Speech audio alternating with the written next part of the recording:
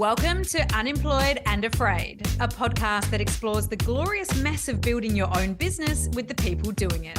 I'm your host and fellow business builder, Kim Curtin. Thank you for being here. Let's get into some good, honest, small business chat.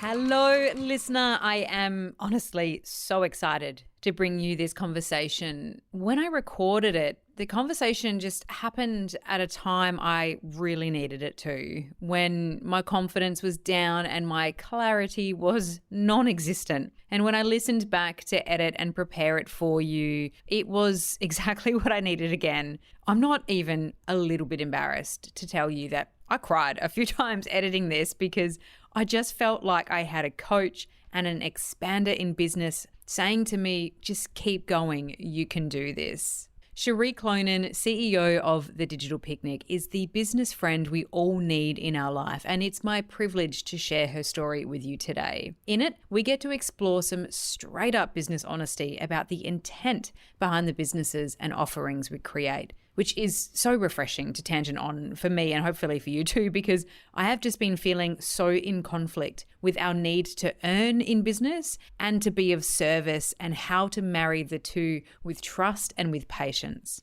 Beyond this, you'll hear about discovering your business through what you were missing in your own development, the difference between course creators and teachers, why having a real deep passion for your industry is so important for longevity, finding your voice on stage, the impact of the right and wrong hires, the potential of being taken advantage of in business when seeking support, the challenges that shake you to your core and challenge your self-belief as a business owner, and why micro growth needs to be way more major. Getting to know who you are, how you work, and how to uniquely thrive in business truly is a story of doing the work professionally and personally. And if you're ready for that, and I have no doubt that you are because you're here with me, you are going to love this chat. Let's get into it. I'm here with the wonderfully engaging Cherie Clonan, a proud autistic woman and the founding director and CEO at The Digital Picnic. Now, if you are a small business human or even an aspiring small business human, which I am assuming you are given you're here hanging out with me, you need to be following The Digital Picnic on IG. They really deserve their title as the nicest place on the internet, but also the most helpful when it comes to all things social, content, and digital marketing, which is what The Digital Picnic do.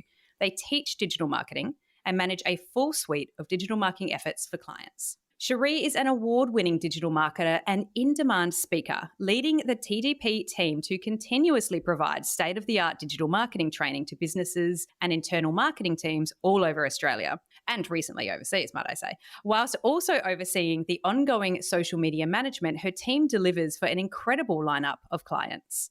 I've attended a handful of her classes on topics like ChatGPT for content development, LinkedIn for thought leadership and brand resonance, and I am obsessed with the way they deliver lessons, so definitely do check that out.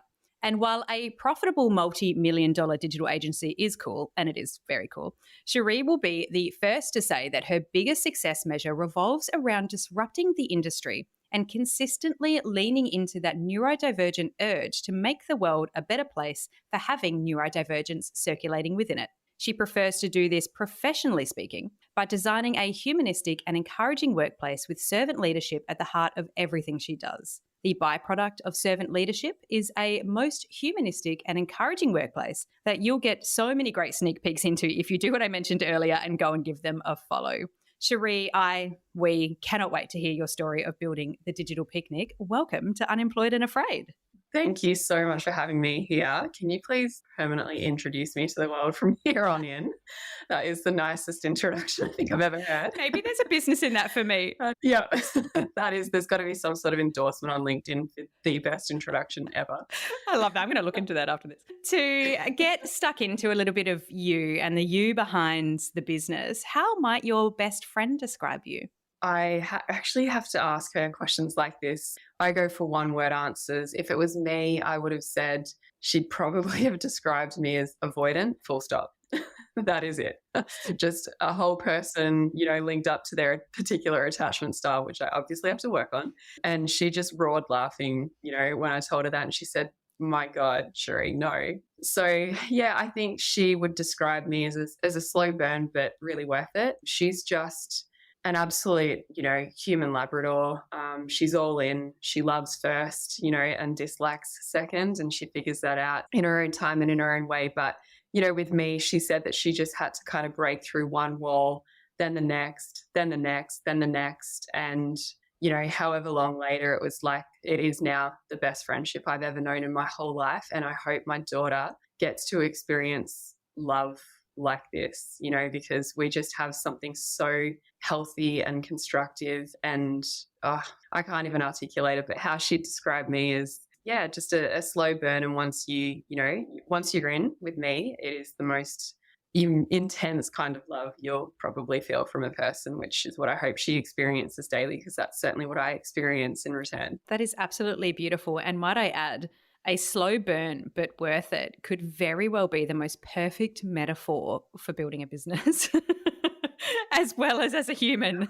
Oh, so true. People want this instant thing, but like you've really got to slog it out the same way that Lucinda tried to slog it out becoming a fast friend of mine. I don't do fast friendship. I think some of the worst friendships I've ever had have been those fast friends, and I prefer to take it slow, but I'm worth the wait. And once you're in, it's really loving. Oh, that's just absolutely beautiful. Thank you for sharing. So at the time of us chatting, TDP is around 9-ish years old. And now I know this because I watched a beautiful video that you shared about the journey. So we're going to go back at the beginning of that 9 years. And actually, we're going to go back well before that. So before the digital picnic was a Your Business Baby, was what it is today, who were you? I was on such a different path. So to begin with, like fresh out of school, I studied law. Don't know why, had no interest in it. I got to law of torts and just thought, get me out of here. I got to leave. I remember just being 1 year in, stood up one day in a lecture and never came back. And, I just knew in that moment, even if I were to graduate and I was getting all the HDs, like results, whatever, but just, it wasn't anything to do with results. It was just everything to do with interest or a lack of interest, which I now understand pretty important when you've got an interest-led brain to be interested in what you're doing. And so dipped from that, and yeah, it's a really long story, but definitely always came back to writing. I absolutely love writing, have loved it since I was a kid. And so, went on to become a copywriter and now strategist and eventually business owner. But, it was a real journey to get from there to here. Did you ever keep, or have you read recently any of your childhood writings? What were they like? Oh, yes. God, they're imaginative. Like I just lived in another world, honestly. There's this really embarrassing VHS video that my dad has of me. We grew up in the bush in the Blue Mountains, New South Wales. And I'm just embarrassing. Like I watch it and I cringe for myself. But the truth is, now that I'm finally growing up and recognizing who I am and what my strengths are, I'm a storyteller. And I was sharing this, what I always thought was an embarrassing, cringy like story about waterways and fish swimming down a waterfall. And it was just so involved and imaginative. And the adult behind the camera was like, yeah. And I know now as a mum, they're probably thinking, dude, take a breath, But I was just, I was always storytelling. And if I wasn't verbally, doing that, I was certainly writing it. And I remember one of the report cards, probably grade 4, my grade 4 teacher, Miss Lee, said, I really hope you become a writer one day. So obviously, like I must have had the right teachers around me who just always recognize, wow, this kid can talk, this kid can write. So yeah, to read back now, it's they're pretty good. They're just really imaginative. It was just a kid who really did live in another world. It sounds like a pretty fun world. Looking back on the childhood us is obviously very interesting. I haven't quite figured out what this means, but I was the child who had a box of toys and would take all of the toys out of the box, strew them around the room and get in the box. And that was my game. So I haven't figured out what that means yet for adult me, but it's weird.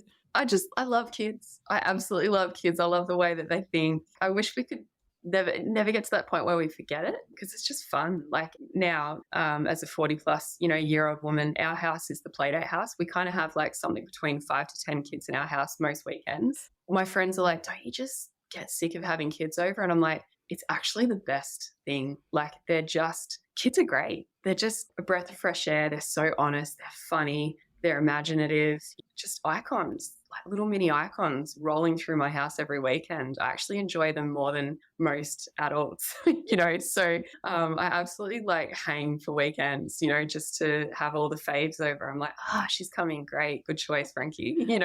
That sounds magic. And, those influences that you get for creativity can just come from so many places. I can imagine how, watching that play and watching that interaction, watching the learning process, watching, just these small people become adults affects your creativity in that space as well. Yeah, absolutely. It really does, honestly. So I want to think about and talk a little bit about, I guess, the seed moment. So the seed moment where you're like, do you know what? I think I'm going to go and I'm going to do something on my own. And now often that doesn't necessarily have the perfect business plan or the end goal in mind, as I think many of us don't realize until we're actually into it, how much that changes. But I want to hear your story and your journey of that, the seed moment of the digital picnic, where it started and what your first few months looked like. Yeah, absolutely. I honestly can remember it. And I'm even here at the office just looking out at a mural, on our wall, which is like our origin story. And it's sort of exactly, it all started when, ...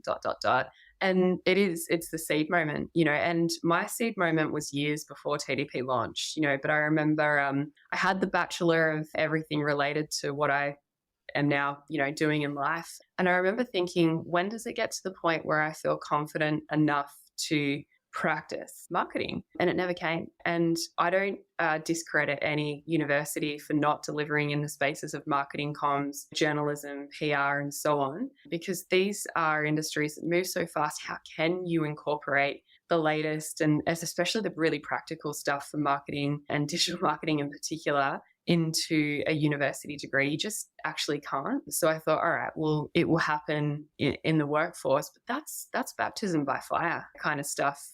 I'm not someone who likes to wing it. I know there's some parts of business are a little bit of winging it, but I do like to think that I know what I'm doing. I don't want to bullshit my way through this industry, especially when it's notorious for a lot of people who are bullshitting their way through.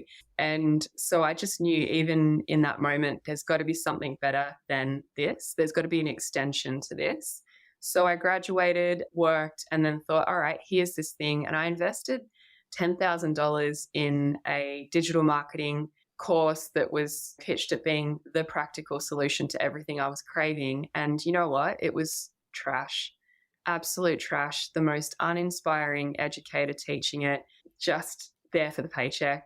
It was like Ferris Bueller's Day Off, like Bueller. Like, it was so get that reference. Horrible. Oh, Lord, wow, I can't believe that person thought, I'm going to inspire a new generation of digital marketers. The curriculum was so outdated, even in terms of where it was time-stamped. So it was just embarrassing. And that was the real seed. I just thought in that moment, the minute I feel ready, I am going to launch the solution to what's just happened to me and everyone else in this room here. And I've been doing that pretty much ever since, and hopefully just getting bigger and better at that each and every year. And you sat in, our masterclasses. It's nothing but practical and it's so up to date. There's even some that we've presented that have been finalized probably the day before we presented them, like the final parts, just because we were waiting on something related to meta advertising to become official. And we're like, get that in there, So that's the best thing about our choice to honestly never become an RTO. I love RTOs, but not in digital marketing. It's dangerous. You just pay too much and you're stuck and you can't change it as fast as this industry moves. So I'm really proud that little seed became something that's now taught more than 25,000 people and, continues to do that. That's incredible. I have been thinking and talking about the development of training and courses and the conflict I feel around the value of courses and then the really unfortunate discourse around courses that's pretty prevalent in the digital media circles, the Instagram megaphoners. That's just a term that I borrowed from a wonderful previous guest, Mia. And, just all of those we will get you 100K in a month, just do this course, just do this course. And the conflict of that and that skin that's been put out there, that shiny billboard that's being put out there on courses, and those who truly provide value and information sharing, like knowledge, like straight up knowledge sharing, having to share the same word course. And I mean, this is certainly a tangent, which I love, but having to share that word course, I find really almost frustrating. And something I'm churning over a lot is, how do you differentiate that true value, which is what you offer, with the other stuff, Honestly, it's really hard. Even just 2 days ago, post go live, it's the start of a new year. People are obviously thinking about upskilling to do better this year in business. You have to. And we get tagged every time in this particular group. On Facebook, it's got 120,000 plus women. And I honestly dread it. Like, I just think, oh, here we go. This is going to become an absolute bloodbath, of all of the stuff that I hate to see the very most, within this industry. So I actually just have now a pretty great response, just copy and paste from notes. And I'm like, just call me, DM me. Let's talk on the phone. Let's take this kind of like as in real life as we possibly can. And honestly, I sell people out of signing up to a course with us just as much as I sell them into the course. It is so authentic. And I absolutely don't hold back on guiding them away from, honestly, the paid ads bros that talk this game that you've been, sort of referencing a couple of times. I know exactly how you feel, because we're just so sick of it, and yeah, it makes it really authentic. And I just hope it teaches people that we're not the course creator in that regard. Like, we're teachers. We're not just jumping onto the next 100K launch of whatever thing that's trending in digital. We're instead just always trying to be the solution, to that moment that I had, that seed that you spoke about before, because I don't want to be the teacher from Gula's Day Off. And all of our courses, we look at the price that people pay and we're like, this one needs 3 golden nuggets to justify that $50 spend. If it's $150, we have whatever we need to attach to that to feel like it was valuable. $300, $1,000, $1,500. The most we charge is $2K. And that would have to be seriously transformative. If they were dropping $2K on something, with us, it would have to be a seriously transformative experience. So yeah, that's how we approach it all. And I know exactly what you're talking about with the Instagram megaphoners. We've got a megaphone on Instagram, but you know what? Ours is 9 years long and continuing on. Like, we're not going anywhere. We do have a megaphone because we're really big on walking the walk. We'll always show prospective clients what we're made of from a content creation, content strategy, paid ads, everything perspective. But it's the little engine that could, like, we keep going, and we don't fade out like some of those like shooting stars. Which is, why you attract so much interest. I think those who are truly seeking value and not quick fixes really do lean into that. And I think that's something a lot of people need to remember in this space. It's not about a passive income. It's not about anything to do with that. I have a real recency bias to this because I just started reading this book, but it's Stephen Bartlett's book, Diary of a CEO, which naturally, podcasting nerd, I was all over. But in the first chapter, he talks about the 5 buckets to success and how you have to have them all filled, but in a particular order. I'll try and make this metaphor make sense. I do sometimes tangent with these things. But the first bucket is all about knowledge. And so it's about learning yourself and engaging with an industry and being passionate enough about a topic to just consume as much knowledge as you can on it, to be able to convert that into bucket 2, which is skills. And so you take that knowledge and you can start to apply it, whether it be one-to-one in clients or for yourself or however, moving into, that just by the sheer act of getting the knowledge and going to the skills, you start to develop the network then to be able to have success in whatever your chosen field is. You meet more people, they help you grow, they introduce you to people. We see this a lot in small business in particular. Yeah. And then naturally from those 3 buckets comes more resources. You start to get more people to help or more finances to help. And then you get the reputation and all of that adds in together. And so, yeah, I think, what I take away from what you're sharing is, that 9-year journey and no matter the length of time, you do seem so invested in learning the skills to be able and learning the knowledge to be able to share it and grow. And I think that's what people need to look out for when they're seeking this kind of information. I agree, honestly. Yeah, look, I would just seriously be careful with any course creator who only has the experience of launching their own one big account. And I look at those accounts, and the reason why they're big is their whole strategy is designed around top of funnel content. Anyone can go big on top of funnel. That's attention seeking / awareness building content. But it honestly doesn't keep businesses in business. You become an accidental influencer, So amazing visibility and absolutely nothing to keep a business in business when you think about how important middle of funnel content is and bottom of funnel content, So that's for me the dead giveaway in that course creator bro kind of world. What have you managed? Oh, it's just you? Okay. So yeah, like I look for lots of walk the walk there, and I know that we have that, and I'm really proud. Honestly, I'm just so proud of what we've built. I'm so interested in our industry, and I don't know when will it stop. I'm not sure. It hasn't happened yet. I just keep becoming more and more interested in this industry. I love the changes when they kick in, so yeah. Hey, you know it when you find it. I feel the same way about potting. So it's awesome to hear. Referencing back to that beautiful video of your 9-year journey, there was a portion in that where you talked about the Cherie going onto stages, and so developing a piece of information and skill and knowledge sharing to present to audiences. And I certainly don't want to take your story out of your mouth to share it, but I can see that was kind of the beginning of the TDP group growing and the brand growing, was you putting yourself out there, sharing your knowledge. Can you take me through a little bit about what that journey was like, both in the preparation of the content and in getting yourself onto the stages, and then the personal experience of doing that? Yeah, absolutely. It's so strange for my family to even think about me being on a stage with however many people that I've been speaking to, especially in the last few years. It's just, you've got to know the kid that they raised to understand how massive that is. I mean, I'm an autistic woman, and for a whole year as a 5-year-old, I went selectively mute. People couldn't understand why I stopped talking, but I just did. There was no trauma attached to it. I wasn't traumatized, which is what exactly the clinicians were saying. Something traumatic has happened to this kid. And I was like, no, I couldn't say it, but in my head, I'm like, I just need to go quiet, which is peak autistic energy that I now understand. Obviously, no one knew at the time. So, the quietest kid and really shy. And even right up until, meeting my husband, I met him when I was 18, about to turn 19. And I just really struggled socially. I would hide behind him at parties. He's a big, loud extrovert, so that was great. It was really handy. And to be on stages now, it's like, what happened? So I can remember the first moment, and it actually had not a lot to do with teaching folks about digital. I think I know I'm really well versed to do that, but the first actual experience I had with speaking to a really large group, it was 600 people.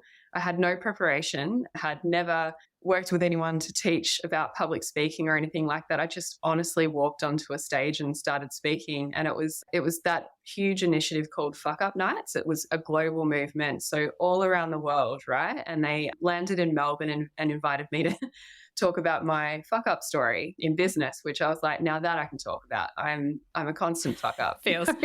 That is business. You fuck up, right? Like you just think, all right, pivot, and so on. So I got on stage, and I honestly had the best time. I was the last to speak, and I hope this doesn't sound arrogant. You'd have to know me personally to know that I'm the opposite. I'm the antidote to arrogance, but I know what I'm about to say sounds a little bit arrogant potentially, but I killed it. I know I did. It's the first time I realized you just had that whole room, and I don't know why. I honestly don't really know why. I just know that I had it. I could see being also the last speaker, I just thought, wow, there was something really different there. And it's because digital storytelling as a strength, on paper, pen to paper, digitally, and so on, became like that ability to do the same verbally. And that's the first time I realized, oh, the copywriter can also speak. And yeah, that was the point of like, well, here we go. Let's do this. I didn't make that active decision in that moment, but from that day onwards, I've never had any problem speaking to an audience of honestly any size, as long as I know the subject matter. And yeah, I really love it. I love making an impact. I'm really lucky. How it looks now is I do need the right person in my corner. I would permanently offer myself for free, and it's not sustainable. I can't put prices on myself. I have a real struggle with that. Honestly, it is linked to my autistic brain. I know this. I can say that without hesitation. So I instead have this incredible group account director. Her name's Tess. We jokingly call her, would you like fries with that? She believes in me so much, and she believes in TDP. And she also believes that if you want something valuable for your event, your business, et cetera, you've got to pay for it. So she does put that dollar figure on me, and no one hesitates in paying it. And I'm so proud. And we're making huge impacts, really large audiences now, as you said, all over the world. And I'm so proud. My next goal is to bring my kids to one. I just want them to see, what happens in those rooms, because it's really magic. And I want them to see it like at least once in my lifetime. And I'm sure they will, and very soon. And just to circle back, there is nothing arrogant about what you just said in killing it. And I wish more people could say that about themselves. I really think that is a journey. Adette Barry, who I know you're very familiar with, says it's not gross to promote yourself. You've got to find your story and share it wildly and, put it out there. And this is a learning journey for all of us as business owners to step into that power that we so deserve. So there is, just nothing arrogant about that. And how good is that feeling when you do something well and you're like, look at me. Like, yes, I hope that for more people. I know, I want that for everyone. That's why I share it. Like you'll know, for anyone listening, you will know when you just did something that had a big impact and it was received well. And when you find your thing, it's not everyone's going to find the thing of, yes, I'd love to speak on stages to 600 plus people. Some people would think that was literally hell on earth, but I don't. I've got a special interest in people. And honestly, as long as I know the subject matter, there's just no problem. Absolutely. I really love it. And I love seeing people's faces and hoping that I've made a good impression. Really inspiring for me personally, as it's something I aspire to do a lot more of. So thank you for sharing that. I want to get a little bit more practical with you around the digital picnic and your early structures of business, or your early business models, I guess, for your agency, and what that journey has been like for you. So, we can go as broad or as niche as you like on that, but, kind of getting into those first few years, what sort of business model and structure were you working with, and how did that evolve as you did? It's always been really organic. And look, I hate it when people say, oh, she just got lucky. There's no luck attached to the success of the digital picnic. It's just, honestly, grit would be one of the biggest things I attribute to TDP's success. And that links back to my childhood. So I know that grit is something that I don't struggle with. I can keep slogging. But there have been really lucky moments for me in that, I guess, like attracts like. I've hired really well, especially in the early days of the digital picnic. I'm not going to say that I've nailed it every step of the way. I've made some doozy hires, let me tell you. But in the early days, gosh, I got so lucky. Honestly, the first big hires that I made, I would wish those people on every small business owner. I really would. And the longer I do this, the more I realize how lucky I am to have had those people. Many of them are still here today, and they've played an integral role in how we've continued to grow. So I guess the early days structure, rebellious little me, I didn't go for the billable role first, and everyone would say, what a mistake. I did honestly go for the purely administrative, can't return a single dollar on sort of investment on a spreadsheet scenario like the accountants would tell you to do. And that was because I knew how important systems and processes are. And I also knew that that's a deficit area for me in terms of agency operations. And so brought in the studio manager who kept honestly creating promotion after promotion for herself across the next plethora of years. And then I made the billable, hires, and they were just that. One of them is who I just mentioned before, Tess, puts a dollar figure on every keynote event that I speak at and so on, and just grows this business in ways it's a whole podcast within itself.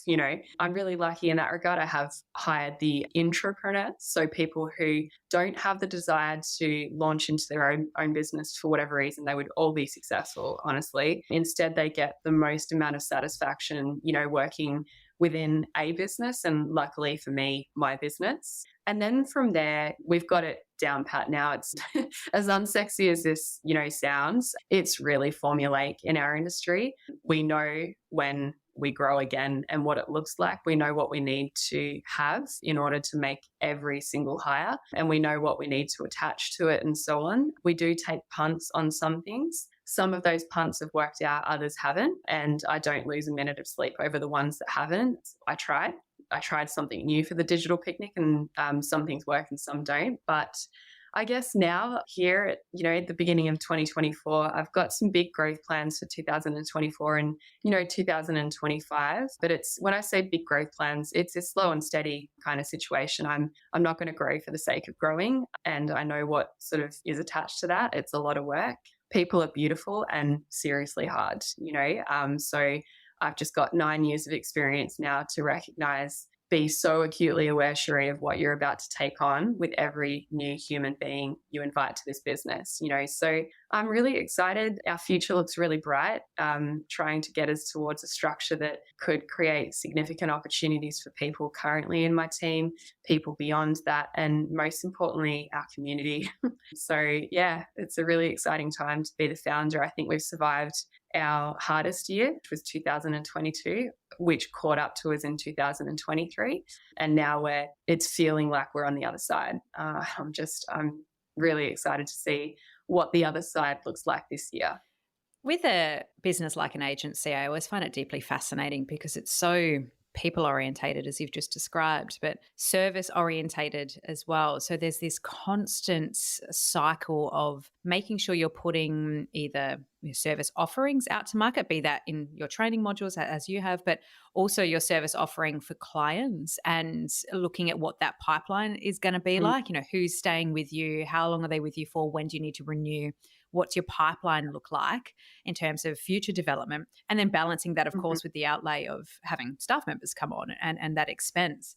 Has that been a challenging journey from you to balance, almost like when to start, like to look at your pipeline and go, okay, I have enough money, I feel confident enough to know that, I can do this. What's that been like for you?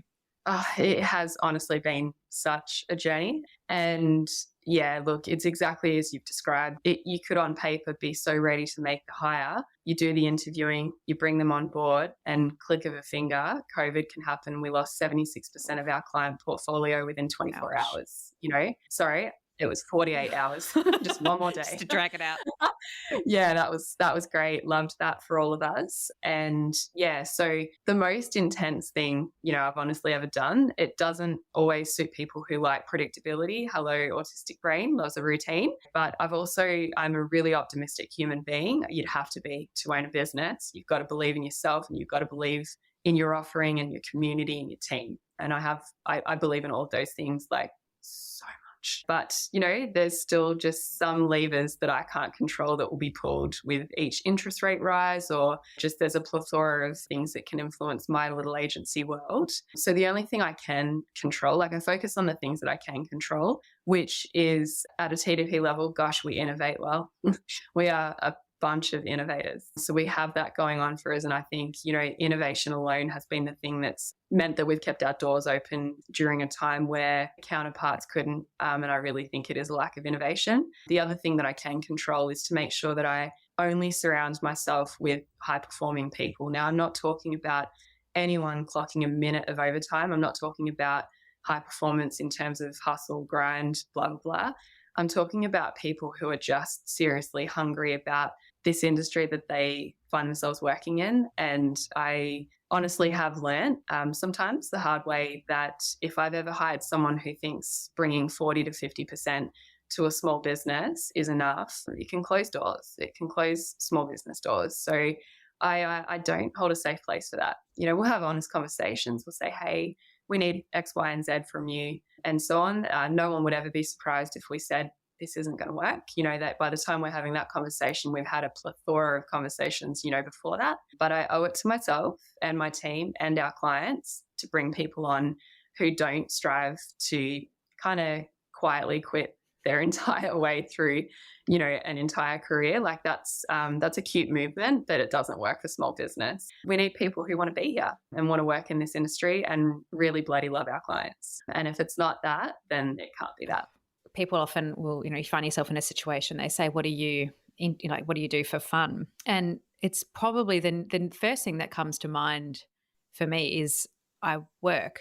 And that sounds horrible. But I did see a really great post. It's probably a TikTok. I mean, I feel like all my reference points these days are TikTok. But it was, a man saying and he was talking to camera just about work can mean so many different things for people, and particularly if you have an entrepreneurial spirit, and that doesn't necessarily need to mean that you are having your own business. But if you have a spirit of growth and you happen to get paid to be part of an industry that you're actually genuinely interested in as well, that's not a bad thing. To spend your Yeah. time, again, I'll reference a podcasting environment, to spend my downtime reading a really insightful article about addressable audience in branded podcasts, like that's interesting. I'm interested. I'm learning. To listen to a podcast that I hate, hello, Joe Rogan, just to Yes. understand the format and, what's interesting about that. Like that, it is, Yeah. it can be classified as work, and it is something I like to do in my downtime, or watch a super engaging documentary, all of that sort of stuff, right? Read a good book,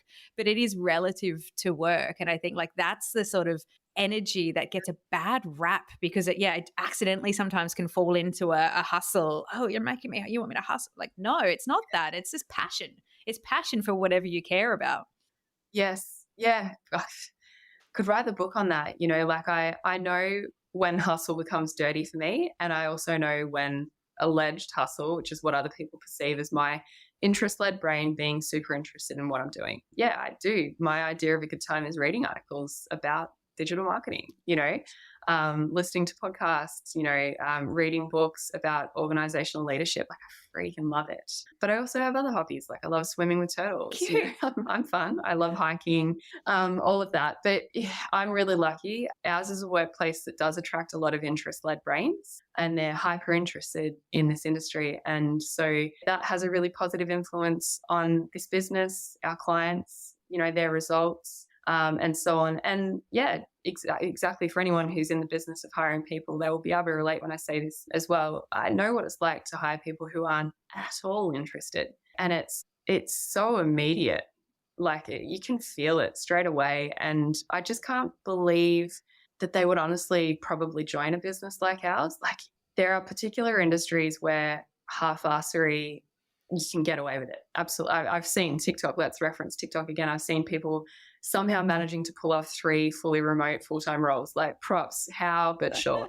We at TDP would know straight away because you can't. Like I said to you, honestly, most of my team log off by 4 p.m. 4:31 p.m. seems to be kind of like the latest.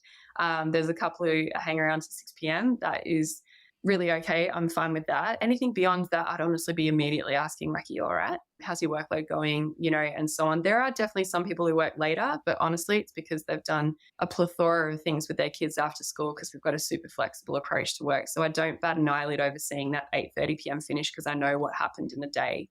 Yeah. So when I say I'm looking for people who are like, interested in wanting to be here, it doesn't translate to a minute beyond 4:30 p.m. for me. I'm just like, when you're here, I just want you here. Yeah. That's all. It makes a lot of sense. And I think it's wonderful advice for anyone looking to scale into bringing people onto the business and the approach in doing so.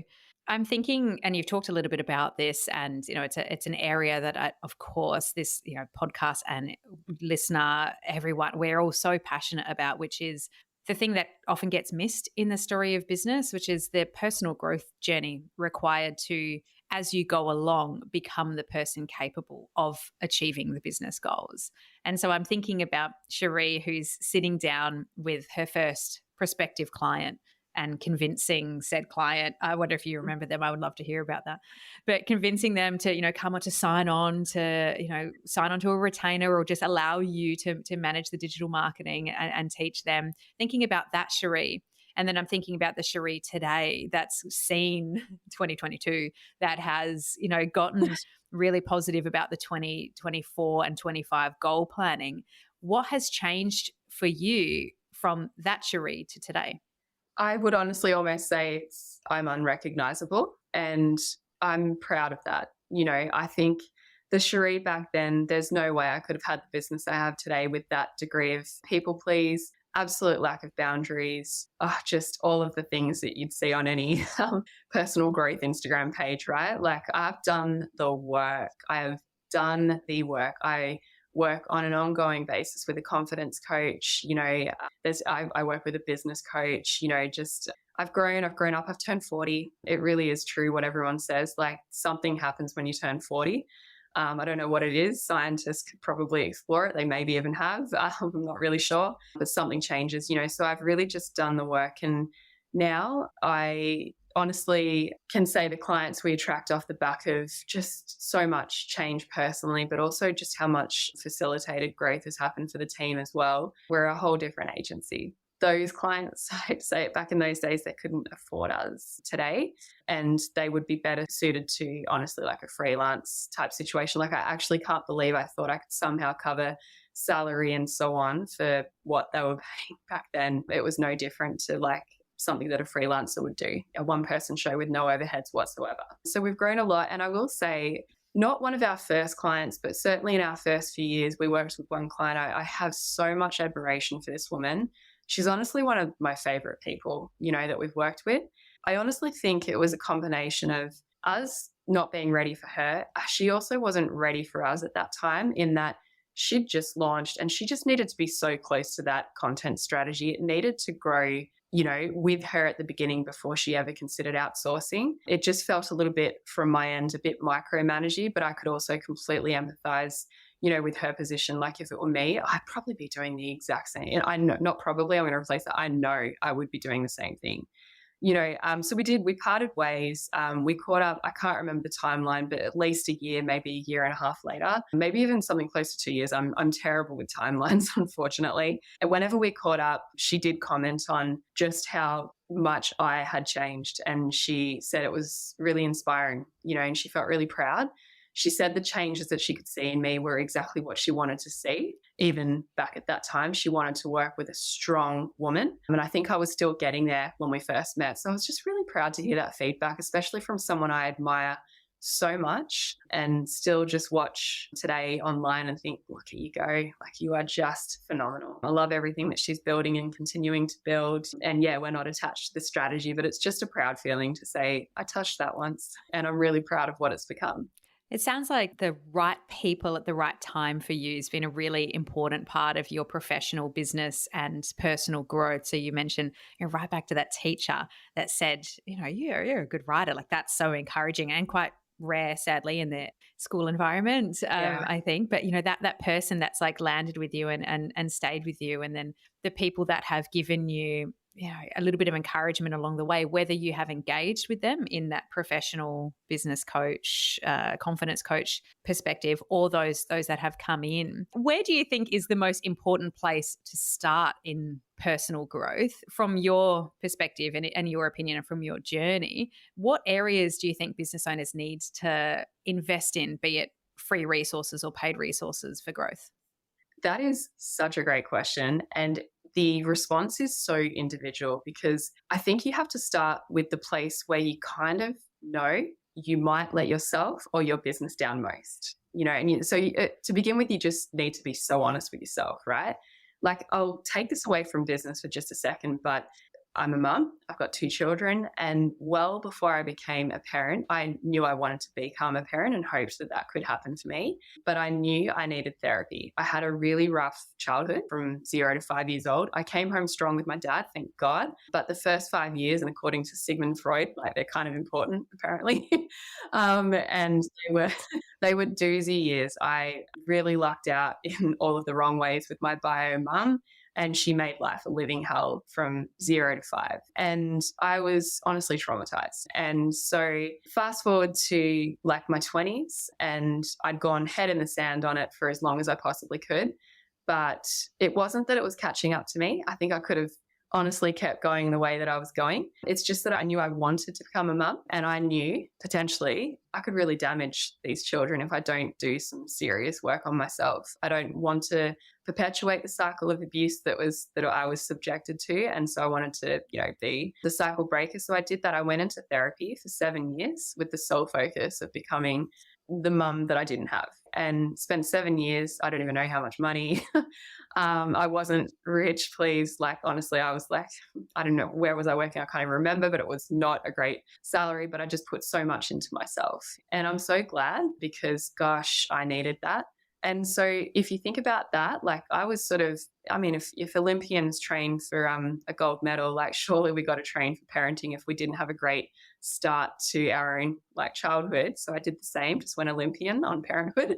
And so the same goes for business. I went Olympian on business, and I really was honest about where am I going to let myself down and therefore the business down the very most. And so that's what I focused on. And to be honest, I also hired accordingly. You know, I know where my strengths are, and I also know where they're not. And I have no ego attached to where the strengths aren't. I'm just like, I'll find the right person for that. And that's luckily what I've always been able to do. So yeah, to your listeners, I would say just be really honest with yourselves and think about what your strengths are, and also where your areas for growth are. Can you learn to do that yourself, or do you need to bring someone in to help you?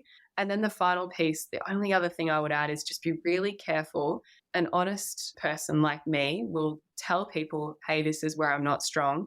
Some people will take advantage of that. So you've got to be really careful. There have been some occasions where I've had people who have been aware of, you know, particular weaknesses that I have, and they have exploited them. And it's been some of the worst days I've ever had in business. Just sad, really like a sad, heavy feeling in your heart, you know, so just be really careful with that. That's my best advice. Thank you for that share. I'm really, I feel quite privileged and grateful to have heard it, because I think our personal journeys, our childhood journeys, our challenges, it all plays such a big part in our role in business as well that we underestimate. And so, yeah, sharing that's a real gift for me and the listener. So thank you for that. It's very kind. You've touched on a couple of things as we've chatted through this, and it's got me really interested and engaged in your approach to pricing. So we talked about your would you like fries with that account manager, who sounds fantastic, and Yes. her approach to speaking engagements and the pricing associated with that. And you've talked a little bit about the growth of your business and getting the confidence to price accordingly. How, and you can go as detailed or not with this, because money, like lots of things, is a challenging one to talk about, and it comes with its whole other kettle of fish.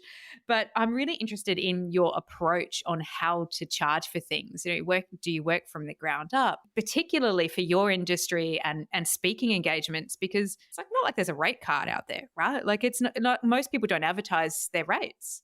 Yeah, absolutely. They really don't. Keynote speaking is a whole other ballgame. And everyone will be told, the permanent thing you're told is that we don't have a budget for speakers, but the visibility will be excellent for you. That is the thing that is said every time. Then you'll get to the event, you'll look around, you'll count how many people are there, you'll figure it out in your head, you know what tickets cost. You know, you also know that they have corporate sponsors. And then unfortunately, you also start speaking with other speakers and you're like, oh, I got told that there was no budget, but this person got paid $20,000 for a 1-hour keynote, you know? So it's just a wild, wild west out there.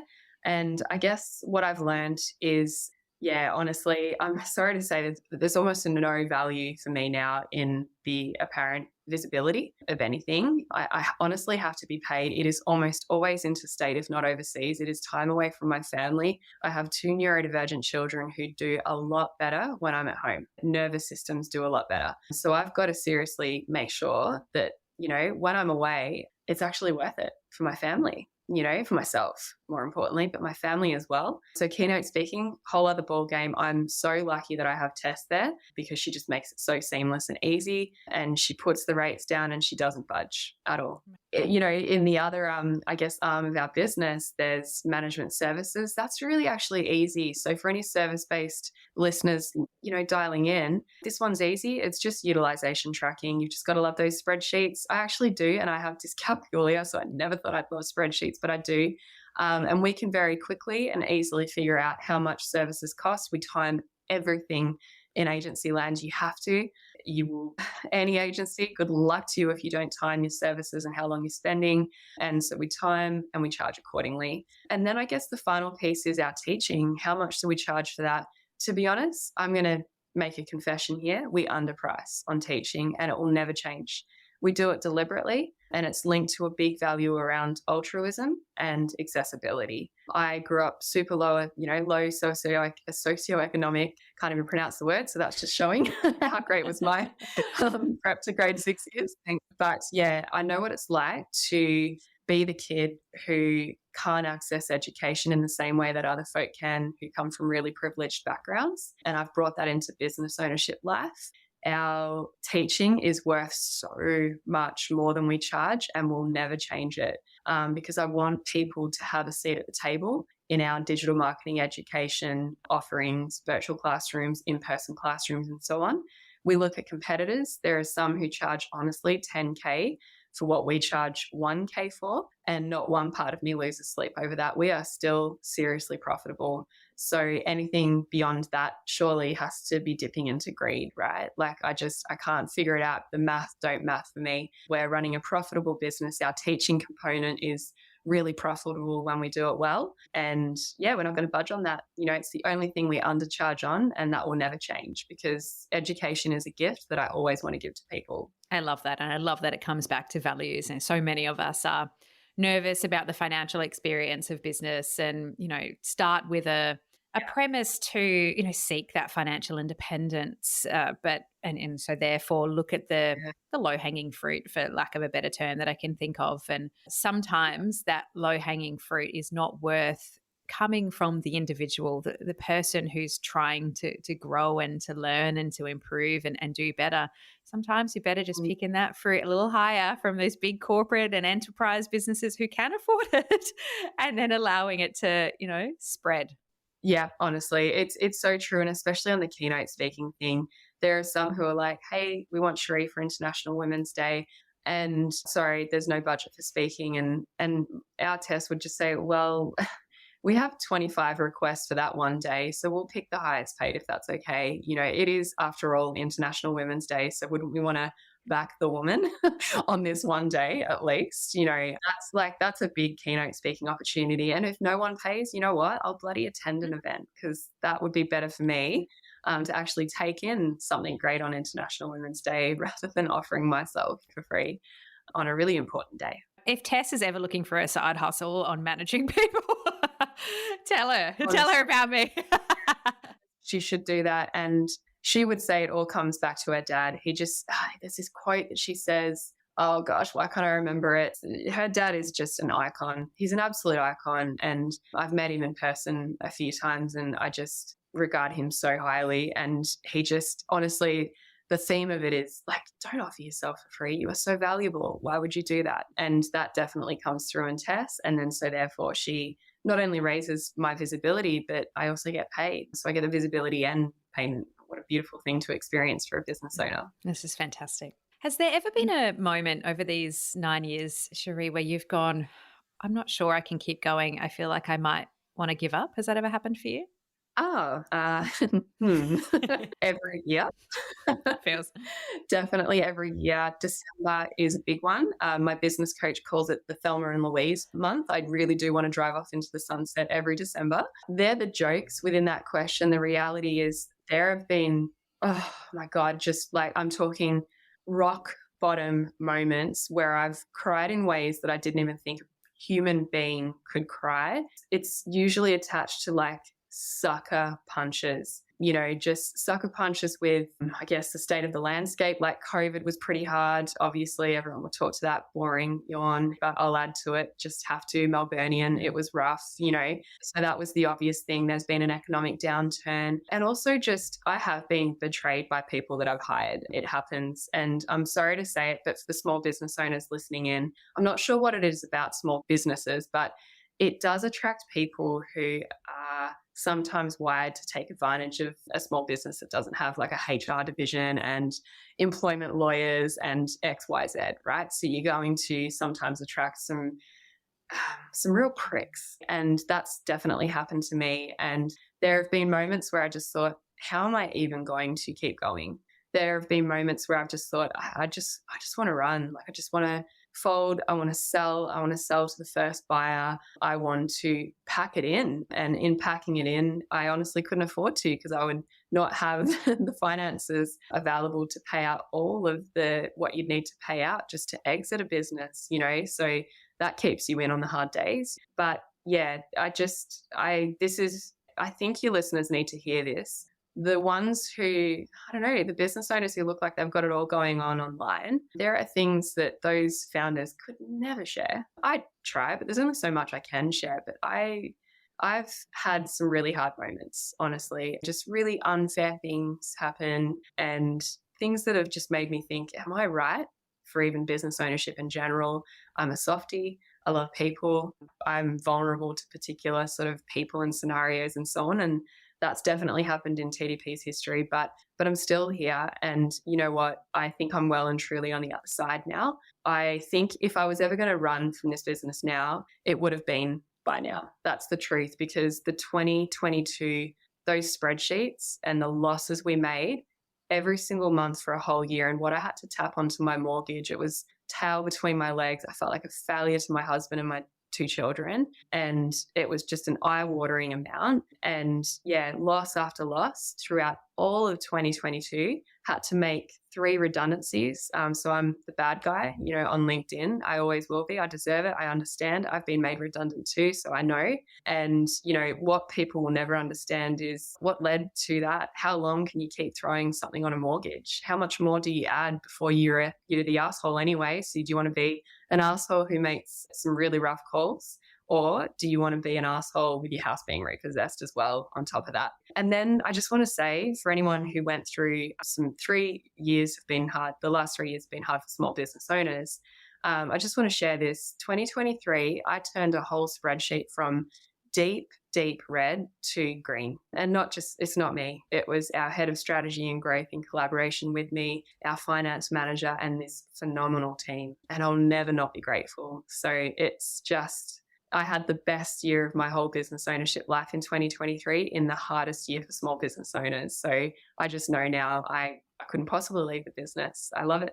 So yeah, lots of moments where I've wanted to run, but I'm glad I didn't, because I'm here. I'm having a really great time.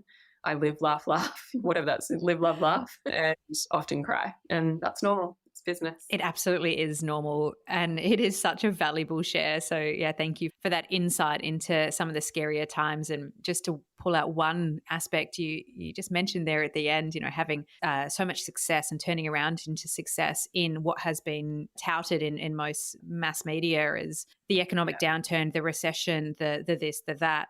Going against that negativity or putting it to the side, ignoring that for a moment, focusing on your lane and how you can improve no matter what the economic conditions are around you. I think that's got a really big part in the staying power of our business as well. If we get influenced by too much self-talk, it's just like doom scrolling, isn't it? That is going to affect how we show up every day.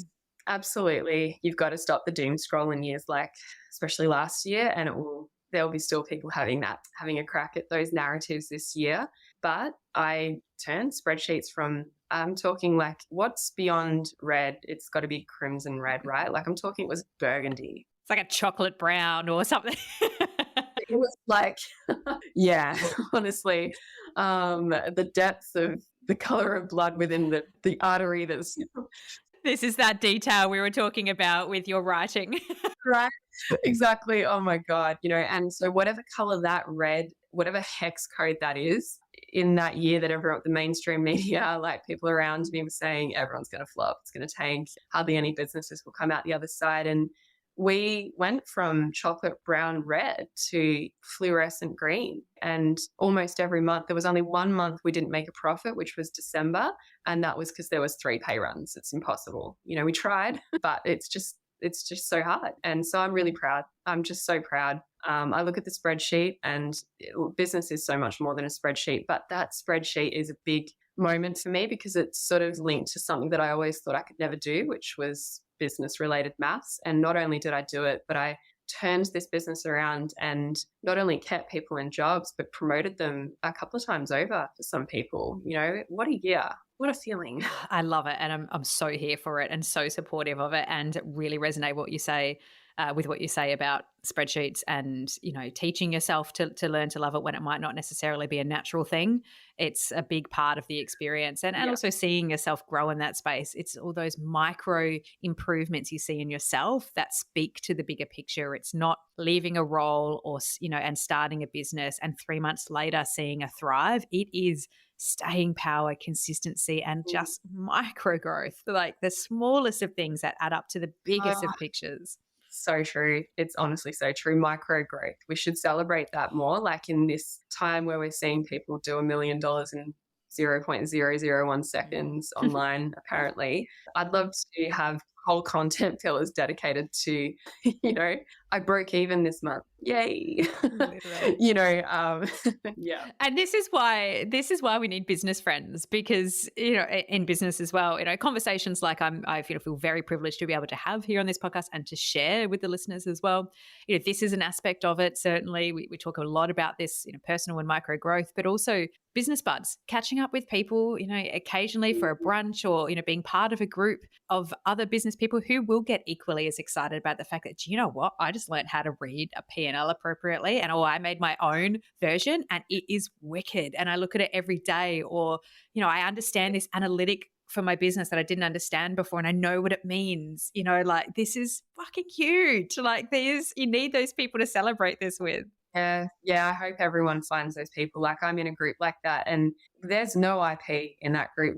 Whatever we create, we give to each other. I'm like, hey, folks, I ran a series of interviews. I think I've just nailed the best interview questions I've ever asked of a person. Here they are, PDF format. Here's my revenue growth formula on a spreadsheet. Have it, we are like, there is no IP in this group. And maybe some listeners are like, hearing that. But honestly, I get as much back in return as I give, within that group. It's a high value group, and I'd wish buds like that on everyone. Oh, amen. This is a whole thing. I mean, we could do another whole podcast about this in terms of, I don't know if it's an Australian thing, tall Yeah. poppy syndrome, self-protection, and others who tend to unfortunately break us down as a defense mechanism, perhaps not from a position of being a nasty person, just from their own lack of growth in that space. But value, just like give it away.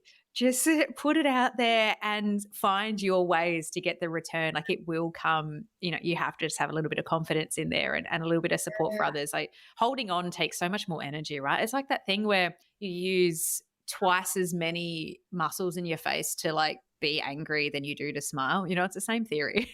Oh, I think about, if I held on, there's particular pieces that I've received from people that have honestly transformed, my business. And I know the pieces that I've given in return have done the same. So why would we hold on? Just use more muscles in the face to stay angry. Like, that's the equivalent of, right? I get so much more from giving than I do from holding on to anything just for myself.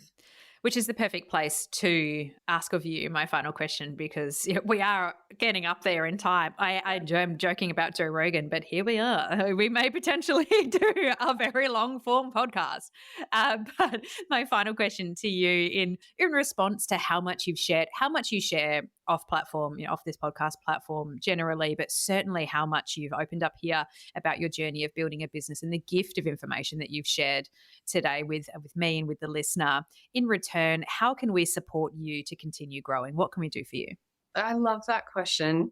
Look, the best way to support our business is to recognize what we look like online. It blows my mind, the perception that some people walk away with. It is still me, honestly, on all of the engagement on TDP socials. When anyone writes a comment, I'm like, hi, so I don't know why, for whatever reason, we seem to look bigger than we really are. So the best way that people can support us is to follow along, engage, share the content if it resonates. And please, if you're considering upskilling, please upskill with us. We are really good teachers and our curriculum is excellent. And that's honestly the best way in supporting us. You would literally support yourself. And I just think, look, we can do our best at trying to describe the value within any of our teaching offerings, but I honestly can say people don't know until they've entered the chat. And then there's like, my God, there was so much that I didn't know. So, the value comes back to them as well. That is the best way. I said before, we're on the other side of a really rough year, but we're only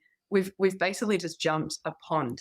We are still definitely, clawing our way out from a really tough year for our business. And it's other business owners that will keep our business in business, and marketing professionals who want to upskill as well. They're the ones who are going to keep helping us grow. So that's the kind of support that we always love, because it means we get to support in return. As I said up front, I've done them. I can personally give that recommendation. I'm doing the LinkedIn one at the moment because listener will know I nerd out and talk about LinkedIn so often on this podcast about how much I love it in terms of just the written word and the connection and the growth and the networking. I'm obsessed with LinkedIn. And so if you need a place to start in that, I've been in it for a while and I'm still receiving so much value from just stopping for a moment and then going back and thinking about the platform more laterally. It's been a really good journey. So I might link that one directly in the show notes. But Cherie, thank you so much for being here with me today, for making the time to share your story, for all that you do, for all that you offer to the small business community as well. It has been a pleasure to chat with you today. Oh, it's been so great. Thank you so much for inviting me. Thank you for listening to Unemployed and Afraid, the podcast for small business builders with your host, me, Kim Curtin. If you love it, you can say thanks with a star rating and a review. And of course, join the community on Instagram, TikTok, Facebook, and LinkedIn. Find us at Unemployed and Afraid wherever you're hanging out, and I'll see you there.